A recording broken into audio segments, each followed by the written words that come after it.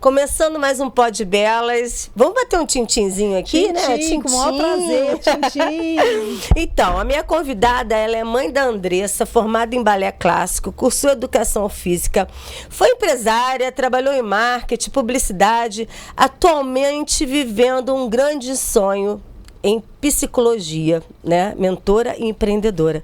A minha convidada é a Cláudia Pimentel. Tudo bem, Cláudia? Tudo ótimo, minha Cláudia, minha xará. Muito prazer, muito bom estar aqui querida? com você. Ai, que bom. Eu tava doida porque a gente tava nessas conversas, né? Sim. E você veio até mim e eu adorei, porque eu achei o seu trabalho fantástico. Inclusive, o seu Instagram é muito legal, né? Tem muita coisa interessante. Então, eu queria saber... Primeira coisa, eu sei que você no início, você era uma criança agitada. Conta pra mim. Quero saber um pouco disso. Você era uma criança agitada. Sempre, Cláudia. Eu sou de uma família de 6 filhos, eu sou a 4ª menina. Então, eu cresci com as minhas 3 irmãs mais velhas, né? E eu precisava encontrar um espaço para mim naquela família. Eu entrava em todos os campeonatos, em todos os torneios, eu era baliza do desfile, eu entrava nos festivais. Então, eu me lembro da minha mãe ir no abatedouro, pegar pena de galinha para pintar de rosa-choque, para fazer penacho, porque não existia ainda pluma colorida na minha época, não era desse tipo. E aí veio aquela situação, né? O balé também ajuda muito essa sua, um pouco dessa agitação, né? Porque o balé, ele tem um trabalho de concentração. Aí você chegou a fazer isso, não chegou? Sim, o balé foi um divisor de águas importantíssimo, assim, para mim, né? Porque, na verdade, eu era muito inquieta no sentido de querer conhecer coisas, de explorar, de coisa diferente. Mas eu era muito focada, muito estudiosa, aquele tipo, muito CBDF. E o balé me despertou todo o lado artístico, todo o lado cultural, relacionamento. Eu comecei a me apresentar, eu me tornei a turma, né? Eu era do interior e a gente dançava muito em praça pública, em todos os lugares, viajava. Eu já dancei no programa do Silvio Santos. Ah, que legal! Então eram experiências muito interessantes lidando com o improviso.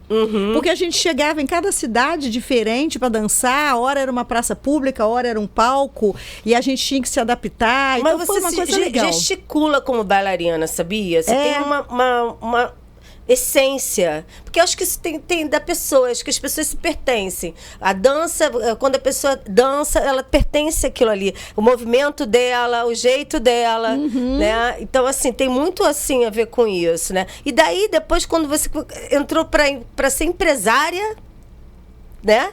Na verdade, a história de ser empresária foi diferente, foi depois. Na época de fazer vestibular, fiquei na dúvida entre psicologia e educação física. A psicologia tinha sido muito recente o reconhecimento no Brasil. E eu acabei indo, porque eu já dava aula de balé desde 14 anos. Eu acho incrível quando eu penso que com 14 anos eu botava 40 crianças num palco para dançar. É uma delícia, delícia, né? Delícia. Mas eu fico com orgulho, sabe, de mim? Porque era muito desafiador. Porque eu tinha que criar coreografia, ensinar as crianças a coreografia. Como que eu tinha autoridade, conseguia que essas crianças me obedecessem, né?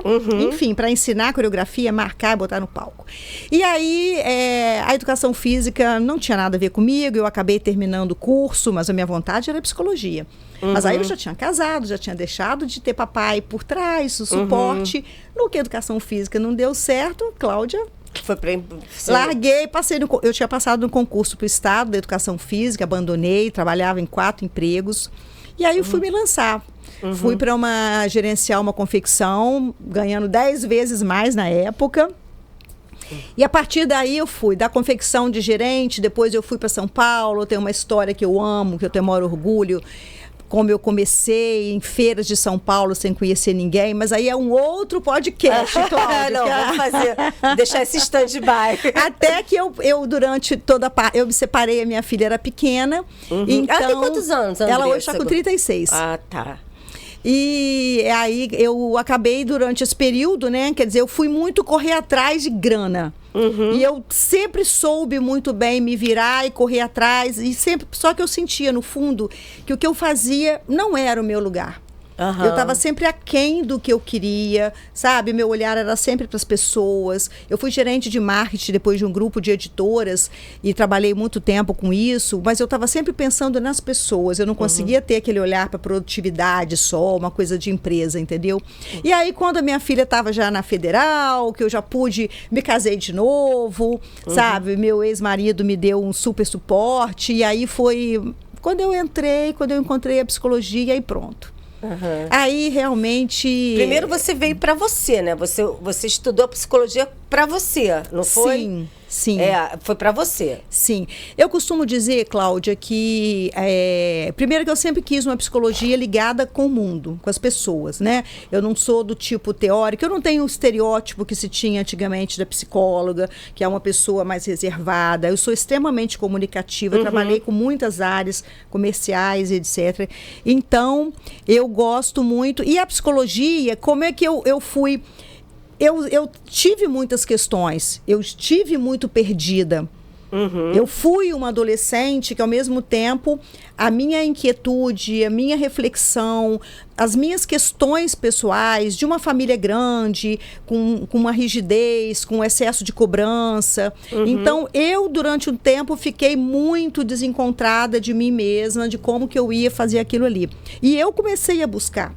Eu, na verdade, desde adolescente, eu queria, na verdade, eu gostava de papos profundos. Eu não era uma adolescente que estudava, que ouvia rock. Eu ouvia Maria Bethânia, sabe? A abelha, a rainha, faz de mim. Engraçado que eu também ouvia.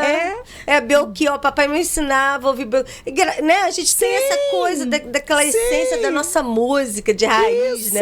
Isso. Que eu acho muito legal. Então eu gostava de papos profundos. Eu não era de turma, de papo só muito furado, não. Eu era de ter, assim, dois melhores amigos e gostava de conversa sempre mais, sabe? Eu me interesso muito pelas pessoas. E você tinha um vazio? Porque você fala desse vazio aqui, né? Que a gente busca, né? Que a gente tenta... Tinha muito, Cláudia. Porque eu queria saber, porque você fala hoje dele, né? Sim. E como é que foi? Você teve o seu... Muito.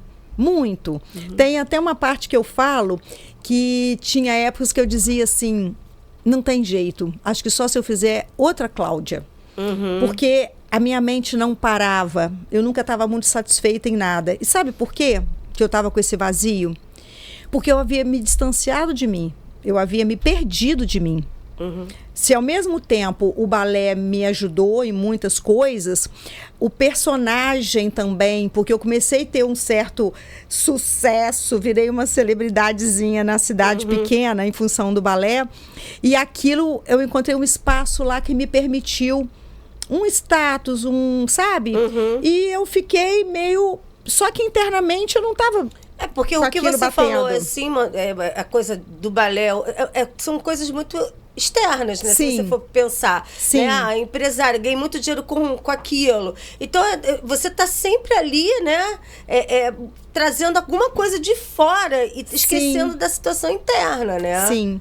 Então, assim, eu passei por esse processo de busca, muita busca minha. Eu comecei a fazer terapia muito cedo. Eu tive a minha filha cedo, eu me separei cedo. Eu criei a minha filha sozinha, completamente sozinha, em todos os sentidos. Então, isso exigiu muito de mim. E eu me considero uma pessoa muito forte hoje, mas na época eu não me achava. Porque eu sou muito sensível. E a gente tem uma tendência, de uma maneira em geral, no senso comum, a confundir sensibilidade com fragilidade. Não tem muito a ver não, né? Realmente é diferente. Né? Só que quando a pessoa tem uma emoção, por isso que confundem. Porque quando a emoção é uma emoção desconhecida, ela é uma emoção que ela sai de uma maneira descontrolada.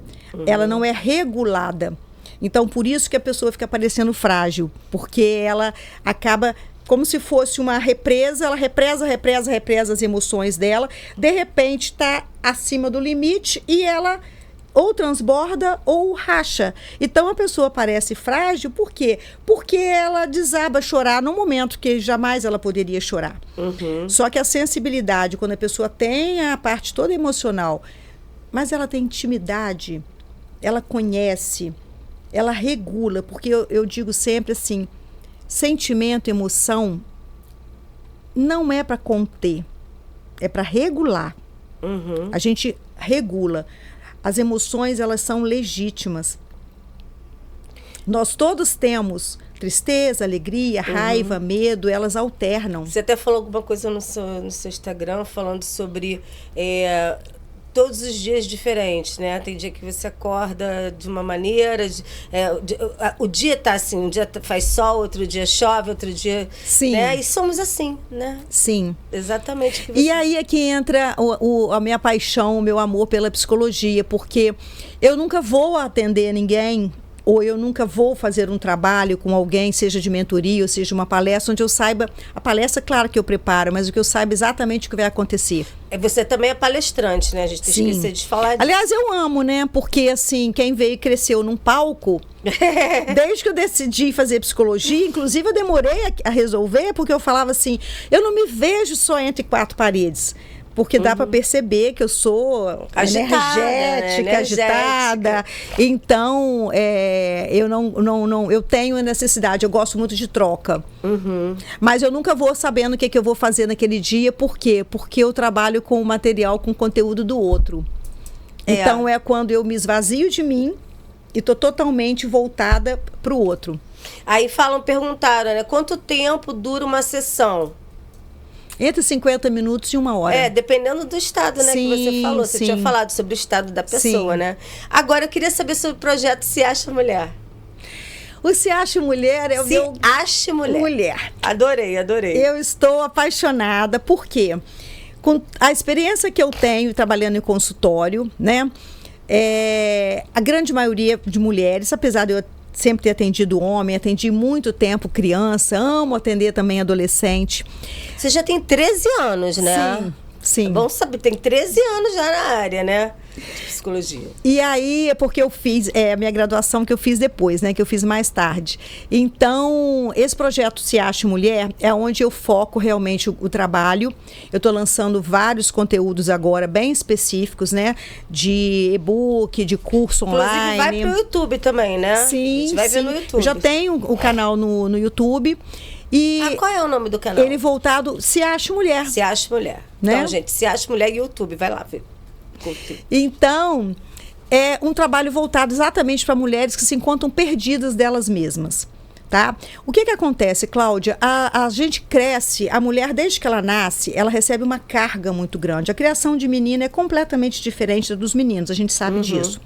Os meninos são incentivados a se arriscarem, a serem corajosos, a se caírem, levantarem de novo e continuar. As meninas, elas precisam ser, elas são protegidas, elas são embonecadas, elas não devem correr muito risco para não se machucar. Arruma o vestidinho, arruma o lacinho. Entende? E ela tem sempre o pai também, que é o porto seguro, assim, algumas, né? Que ficam colocando aquela proteção. Papai era, né? Sim. Sempre foi assim, né? Sim. Então, eu até costumo dizer que elas são, na verdade, elas crescem com essa pegada de serem opeca, que foi uma coisa que eu criei, assim, o nome. Elas têm que ser obedientes, protegidas. Elas acabam sendo emocionais, muito emocionais. Quando eu perdi meu pai, eu perdi o chão. Era sua grande referência, seu pai? Era grande referência. Entendeu? Sim. Então, assim, é muito... Você perdeu seu pai tem pouco tempo? Muitos anos já. Muitos anos. Entendeu? Por isso que eu tô te falando que, pra mim, né, perder o pai, assim, aquela menina, né? Sim. Que tinha aquela referência, né? Porque foi bem... eu tive um pai, né? Ficou sem o chão ali, seu porto seguro, falei, né? Gente, cadê ele? É difícil. Tem hora que a gente sente uma vontade, né? De ter o papai. Eu também perdi o meu. Que a gente pudesse virar e falar, pai, o que eu faço nessa hora? A palavra pai, que já vou emocionar. A palavra pai, né? Que você não pode mais falar. Porque não tem mais, né? Dá um vazio, né? O meu era extremamente ponderado, assim. Sabia sempre dar o conselho certo. Então, apesar de ser sério, muito rígido, mas, assim, dá uma segurança, porque era sempre muito ponderado. Mas aí você me perguntou o do projeto Se Acha Mulher. O que acontece?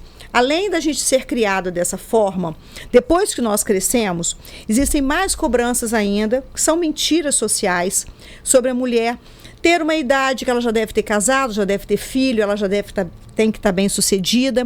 Então, a mulher que não segue esse script social, ela já vem carregando toda a bagagem dela de pressão e depois ela não tem que ser... ela está com 36, 38 anos, não casou ainda. Então ela está atrasada, ela está fora, ela já devia ter casado. Se ela não está tem uma cobrança também, muito né? Ai, grande. meu Deus, pelo amor de Deus. Muito grande. E nessa das mulheres terem sempre que estar atendendo as demandas externas, a estarem sempre se preocupando a agradar as pessoas, porque elas crescem tendo que ser comportadas, boazinhas e dóceis e dar conta de tudo, elas se esquecem delas e ficam cheias de buracos. Então essas mulheres, e aí eu opto pelas maduras, eu acredito que primeiro a gente consegue levar até onde a gente já foi. Então quando eu vou definir um trabalho, por mais que eu possa fazer vários segmentos, essa transformação da mulher é uma coisa que está é minha missão. Porque eu passei por isso, vivi isso, eu entendo perfeitamente. Então é sempre como se eu tivesse, através de cada nova mulher que eu ajudo a se resgatar, é uma forma de eu honrar todo o processo que eu fiz, pessoal e de dedicação, experiência profissional. É transformar pessoas, né? Sim. Mulheres. E é maravilhoso. Deve ser. Agora, o que é um atendimento psicomentoria? Que você faz esse atendimento psicomentoria? O que acontece, Cláudia? Quando a psicoterapia, ela tem algumas restrições, né, em relação ao próprio trabalho da psicologia. Eu tenho outras formações também, em neurolinguística, eu fiz formação Master Practitioner, eu tenho hipnose, eu tenho várias outras formações. Já caminhei sobre brasas, tudo que você pensar. Que delícia. Assim, tapar os olhos, subir numa escadaria. Cara, que coragem, Cláudia. E me jogar, acreditando que alguém lá vai me segurar. Eu sou dessas, entendeu? Me chama para uma imersão que eu vou, sem nem saber o que vai acontecer lá. Aí a gente vai junto, eu vou mais. Então, o que acontece? Tem muita gente que já é bastante trabalhado na terapia, já está num nível bem alto, tá? Que quer uma troca, uma coisa mais imediata. Então, é como se fosse uma mentoria de vida em momentos específicos, com sessões com data mais marcada para, tipo, 10 sessões, 8 sessões, onde é um trabalho mais rápido, mais focado. Não um trabalho de mais tempo. Entendi. Entendeu? Uma coisa que você falou que eu fiquei pensando, que é assim, você ter atração pela rejeição. Assim, as pessoas terem atração por pessoas que rejeitam elas. Sim. Como é isso, gente? Sim. Como assim? Sim. E eu já tive. Não, já tive muito tempo. Depois você vai tendo entendimento que aquilo ali, né? Não é saudável. Não é saudável, mas já peguei esse tipo de coisa. Eu não vou dizer pra você que não. Sim. E tem pessoas que eu vejo que estão com aquele... Falo com aquele dedo podre, eu não sei se é isso, não. Mas assim, ficam naqueles relacionamentos que, poxa, pelo amor de Deus, abuso, né? E agressões, e estão ali, gostam e ficam meio que viciados nisso. Que isso? Você falou uma coisa certa, é meio que um viciado mesmo. E quando você fala de dedo podre, você trouxe uma coisa ótima, porque as mulheres falam muito sobre isso, né? Eu tenho dedo podre. Na verdade, eu não acho que existe dedo podre. O que existe é você conhecer um lugar, tá?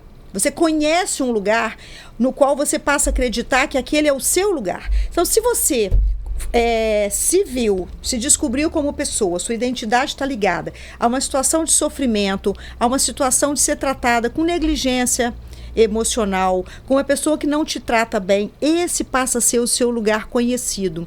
Você acredita que é aquilo que você merece, que é aquilo que você pode receber e que é aquilo que você pode esperar do outro. Olha só que loucura. E aí, o que você conhece, o que você domina, passa a ser a sua verdade absoluta. E o que é verdade absoluta, você fica tentando confirmar. Olha. Então você, sem querer, você abre um canal vibratório, você se interessa por pessoas que despertam em você sentimentos conhecidos. Porque você você já acredita, aí você tem um prazer em confirmar. Eu não digo? Olha só. Olha como é sempre assim comigo. E tem gente que não consegue se libertar. Sim. Né? A não ser que ela consiga ela fica perdida nisso, perdida dela, e aí entra no Se Ache Mulher, que até tá aqui agora. Eu amo a Frida, gente, eu amo a Frida, então eu acabei fazendo isso, eu adorei. Tá linda essa foto, você que fez? Eu fiz no Despertar Aya. Olha que lindo. É um Instagram maravilhoso, esse Despertar Aya. Tô dando aí o bizu pra você, Aya, adorei que você fez pra mim. Então, eu te respondi? Ficou, lógico, deu pra você entender? Eu gostei dessa frase também que você não entendi super bem. Não se acomode no que a incomoda. Adorei essa frase sua. Sim. Que tem tudo a ver, né? As pessoas também tem uma continuação. Exatamente. É muito parecido, é uma continuação do que a gente estava falando. Porque você fica incomodado. Eu costumo sempre dizer, se você senta em cima de um... Eu, inclusive, como o meu trabalho é um trabalho que também envolve muito... Tem dinâmica, tem uma coisa física. Muitas vezes, a pessoa... Se eu for sentar quase que em cima da pessoa no consultório... E ela fica ali toda desconfortável... E ela muitas vezes não sai, ela não se afasta de mim. Sabe? E aí eu uso, às vezes, essa experiência até para poder mostrar para ela como ela, às vezes, fica no desconforto... E ela não se move. Quando ela percebe que ela fica constrangida ali e não faz nada, que eu falo, tá bom? Ah, não, tá chato, tá incomodado. Ué, eu tô te mandando ficar aí? Então, assim, a pessoa acostuma a viver no desconforto. E ela também acha difícil mudar e acha até arriscado sair do que é conhecido para ela e querem continuar no desconforto. Ali, não deixa quieto, tô aqui, sabe? Ele é assim, mas não... E aí também ficar sozinha. Entendeu? Estar realmente sozinha, ficar sozinha, entendeu? Sim. Então, de repente, não, eu prefiro estar com isso, porque você vai estar em contato com suas emoções ali, né? Você sozinha... Estar sozinha, né? Então, assim, não quero me enxergar, não. Deixa isso quieto aí, que eu vou vivendo essa história aí, deixa pra lá. Aí vai tentando tapar buraco, né, Exatamente, Cláudia? que a gente tinha falado, com várias coisas, né? Tapa buraco ficando com qualquer pessoa, tapa buraco se ocupando demais, ou treinando demais, ou comendo demais, ou bebendo demais. Várias coisas na tentativa de preencher esses próprios vazios, né? Mas quando você estava falando de ficar sozinha, de acabar gostando de ficar naquela situação, é quando a pessoa realmente ela não acredita e acaba que aquele nome do dedo podre, a gente fala que é a profecia da autorrealização. Você acha tanto que vai acontecer uma coisa que você profetiza e você faz aquilo acontecer. Olha só. Então, assim, para te dar um exemplo, uma mulher que é sempre acostumada a ser a outra, sabe? Pessoa que se relaciona com outras que têm compromisso, que são casadas, alguma coisa assim. Então, cada vez que ela conhece alguém, ela não se apropria do lugar dela, de quem se sente no direito de ser 100% da vida da pessoa. É como se ela já não tivesse espaço. Ela quase que pede autorização para o cara, se ela pode ligar, se ele vai poder vê-la na sexta-feira à noite. Ela vai se colocando como menos, como menor, como não merecedora, como não capaz. E a gente ensina o outro, não é só nesse sentido, em vários outros, a tratar a gente como a gente se trata. Exatamente. Quando a gente se trata como menor, eu estou te ensinando como me tratar. Quando eu fico me tratando com descaso, com desrespeito, quando eu não me respeito, eu estou mostrando para você que eu não sou merecedora de respeito. É por isso que eu ainda falo aquela frase: primeiro sinal de rejeição, rejeite também, vai embora. Vai embora. Tô falando de uma situação que eu já vi essa frase. Porque realmente, né, se protege. Se protege. Eu gosto muito, Cláudia. É a mesma coisa que você falou de rejeitar, rejeite também. Mas se a gente olhar pelo lado mais saudável, mais positivo, eu acho que o grande barato é pensar na reciprocidade. Mas você às vezes não sabe a reciprocidade, né? É a receita de tudo. Porque assim, eu tô fazendo um movimento para ir até você. Nós temos essa mesa aqui, tá? Se eu venho até aqui e você não vem até aqui, agora eu vou atravessar a mesa inteira, você chegou para trás, você foi para lá e eu vou continuar indo. Mais uma mesa, mais duas mesas. E aí As pessoas se justificam o outro. Ah, não, mas deve ser porque está com um problema, deve ser por isso, deve ser... Gente, tem certas coisas que são... Exatamente, é o que você falou, certíssimo, né? E outra coisa que eu queria saber é sobre... Eu sou ansiosa, por isso que eu estou te perguntando, assim... Eu queria que você falasse um pouco sobre a ansiedade, né? Porque não só eu sou ansiosa, mas tem muita gente que é. Uhum. Né? E assim, por quê? Né? Por que isso, né? Por que essa coisa eu quero viver o futuro, eu não sei, explica um pouquinho para mim sobre isso. A ansiedade, ela está praticamente normalizada, né? Todo mundo fala de ansiedade, todo mundo se vê ansioso. E o tempo está muito sempre... o mundo está botando a gente ansioso. Mas não é essa ansiedade que eu quero falar, não. Na verdade, a ansiedade interna dá mais suporte para a gente. Quando a gente controla a interna, a gente consegue lidar melhor com essa pressão do mundo que nos deixa ansiosos. Primeira coisa que a gente tem que ver é a genética, né? Se você... Totalmente, mamãe era...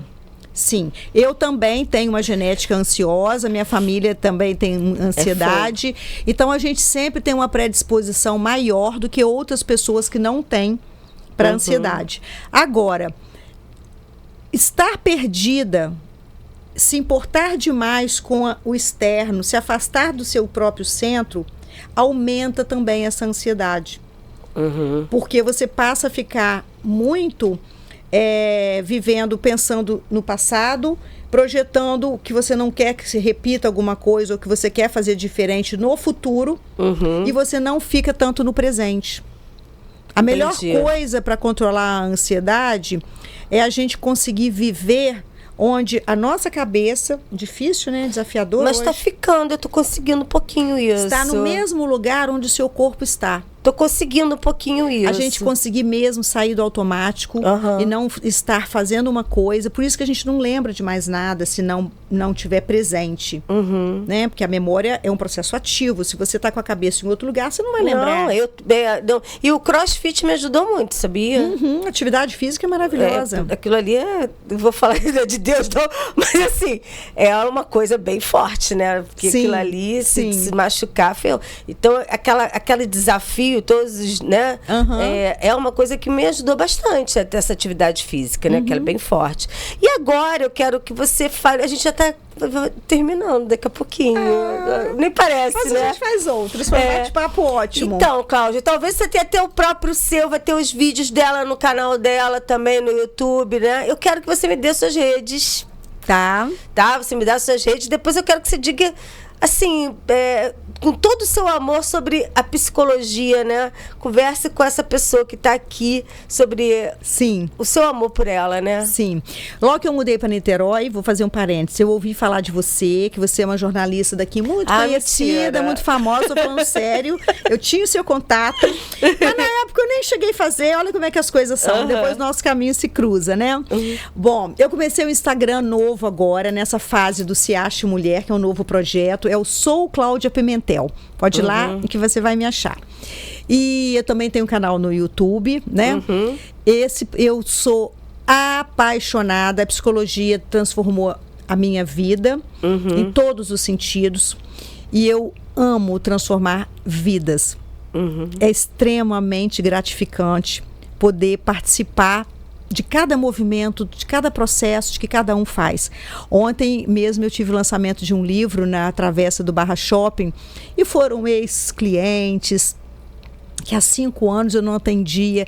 Você vê a vida das pessoas avançando, pessoas que eram travadas, pessoas cheias de buraco, que tinham ficado com feridas do passado, que deixavam a vida delas estagnada ali, que consegue resolver, desatar aquele nó e deslanchar.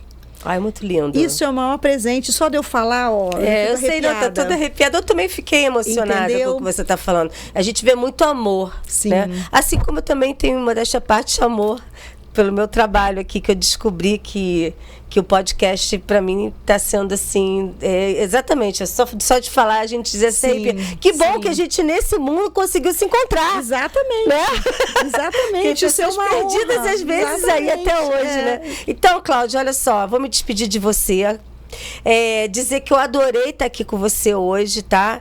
Espero que todo mundo assista no YouTube, canal Niterói. Deve estar lá mais ou menos daqui uns 4 dias, depois da edição, né?